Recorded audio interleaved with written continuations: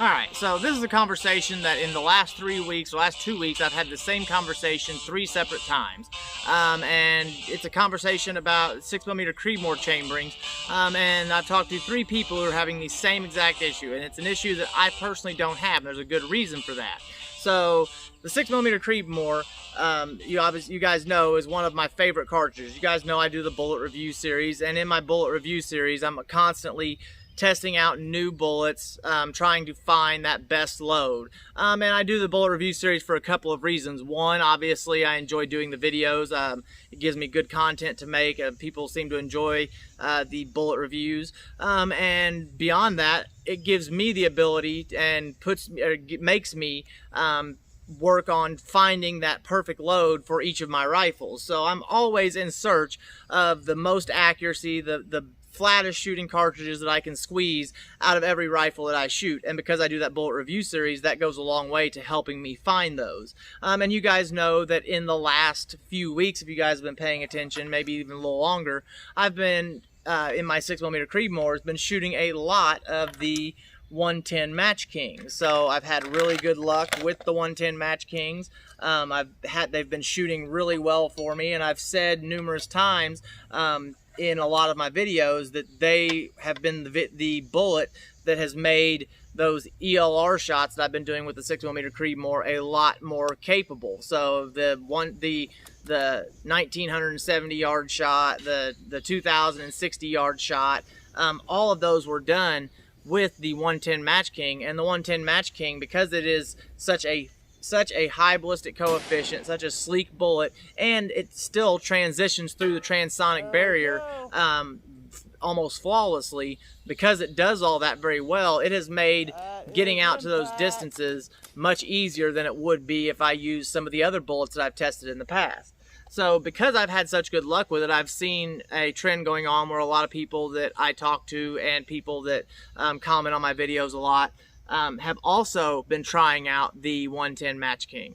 And I've talked to 3 different people who have tried out the 110 Match King since I have been kind of working with it here recently, who have all 3 run into the exact same issue. And it's an issue of chamber length.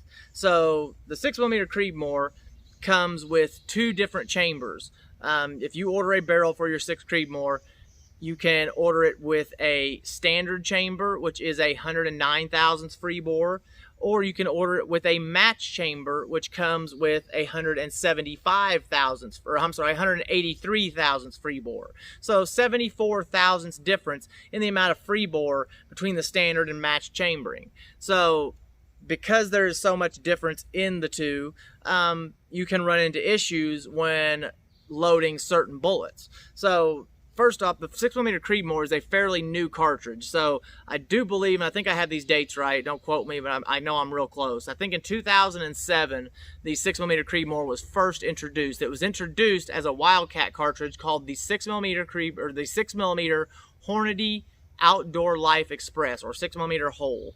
And it took about 10 years for Hornady to finally adopt it as a SAMI spec cartridge. And in 2017, I do believe, it finally was introduced as a SAMI spec, and Hornady started producing 6mm Creedmoor ammo. Well, in 2017, that's not very long ago, and in 2017, Hornady was already pushing the 108 grain ELD match, which is a fantastic bullet. I probably have more rounds through this rifle with the 108 ELD than any other bullet that I've shot through this rifle. Done many videos, shot these things out to ELR distances as well. But I've had the 110 shooting even flatter at almost any distance. So when it was first introduced, it was introduced with a standard size chamber, and it was chambered for bullets like the 108 ELD, heavy for caliber, high ballistic coefficient bullets already.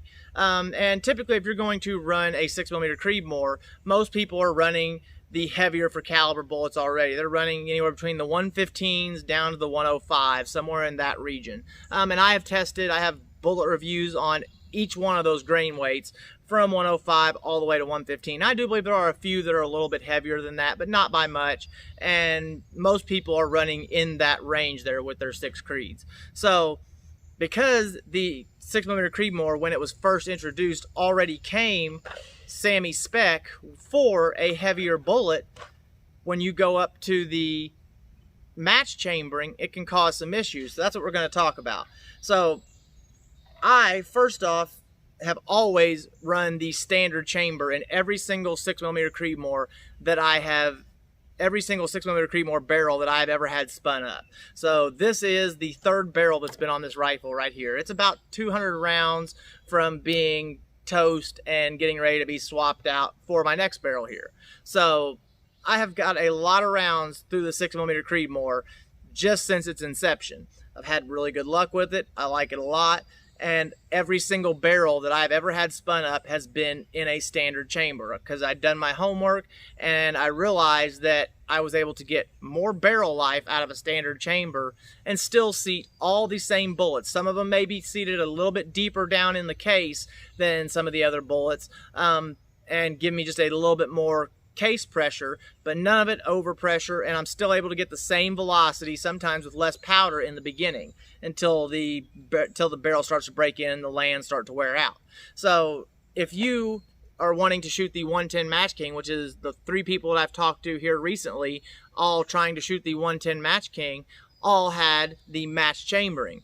All 3 of them started off with the 183 thousandths freebore, and with 183 thousandths freebore with the 110 Match King, you only have about 100 thousandths of case neck left on your bearing surface. So the bearing surface of that bullet is barely seated down in that case neck. So you're not far away from being to the place where it's almost unsafe to load that bullet right from the get-go. So if you're planning to just shoot the 110 Match King in your 6mm Creedmoor and you start off with the match chambering right from the get-go, you are stuck with very short amount of barrel life. 6mm Creedmoor has also become a cartridge that's become known for very little barrel life, so 1,500 rounds max typically.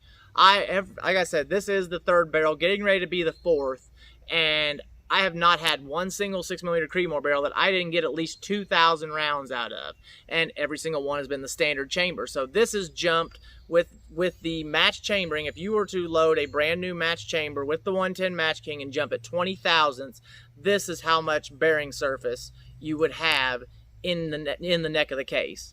So if you plan to load the 6mm Creedmoor in a standard chamber, jumping 20 thousandths with the 110 Match King, you start off like this.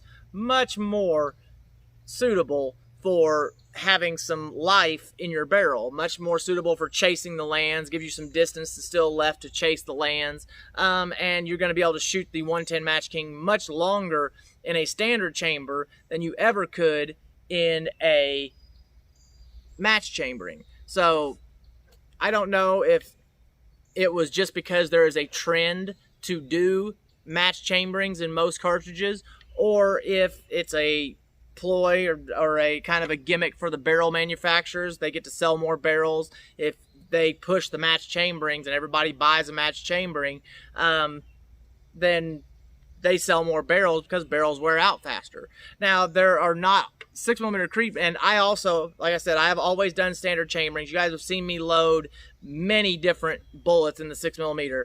Every single one of them loaded in the standard chamber, and none of them have I've never had a problem with overpressure. I've never had a problem with getting the velocities that I needed, and I've never had a problem with a bullet being seated so deep that it was into the ogive. So I've never had any of the issues that you would typically run into in a lot of the older cartridges that need a match chamber for the heavier bullets. So I was actually having a conversation with my buddy Joey, who you guys have seen numerous times here on my channel, and I was telling him that I was thinking about doing this video, and he brought up something that made a lot of sense to me. He said, well, if you think about the 300 Win Mag, that's a cartridge that when it was introduced was many years ago. Back when the 300 Win Mag was first introduced, they didn't have the 220 grains, the 230s, the 208s, those real heavy for caliber, high ballistic coefficient bullets. Back then, they had the 168s, the 175s, the 150s, so much shorter, much shorter bullets, much lighter for caliber, much lower ballistic coefficients, and because of that, their chambers started off much shorter. Now, if you're ordering a 300 Win Mag barrel, you want to have it with, if you plan to run the heavy bullets, it's almost a necessity. It is actually a necessity to get the match chambering, because the match chambering negates all those older cartridges and allows you to run the heavies that everybody's running these days. So there are instances where the match chamber is a necessity or is something that makes a lot of sense. But in cartridges that come out very recently, it doesn't make a lot of sense to me to run the match chambering. If a cartridge was only introduced 3 years ago as a SAMI spec, coming out with the standard chamber length and already seated for heavy bullets, and then they stretch it out 74 thousandths more, which doesn't really give you any benefits, it doesn't make a lot of sense to me to go with that match chambering. You're losing barrel life. Like I said, you're losing a lot that you don't get if you just go with the standard chamber that was originally created for the heavy bullets. Now, if you're doing a 243 Winchester, the 243 Winchester is another cartridge, was originally created many years ago, back when the 6mm, or back when the 243 Winchester was created, also a 6mm cartridge. It was created around, at the heaviest, the 90s, the 95 grainers, much shorter, lighter for caliber, much lower ballistic coefficient bullets, and because of that, the match chambering in a 243 Winchester is a necessity if you want to run the 110s, the 108s, or the newer, higher ballistic coefficient bullets. So this is just something that I've run into, something that I've been thinking a lot about, and then when I ran into 3 different people having the exact same issue, I decided, no, it's time to do a video on this. Like I said, I've always done the standard chamber. I will always continue to do the standard chamber, and I hope that if you guys are looking to do a 6mm Creedmoor or really any cartridge, this gives you something to think about, something to look into, and make the right choice for your chamber for your precision rifle. So I hope you guys enjoyed this. Hope it was helpful. I'll see you guys next time. I'm out.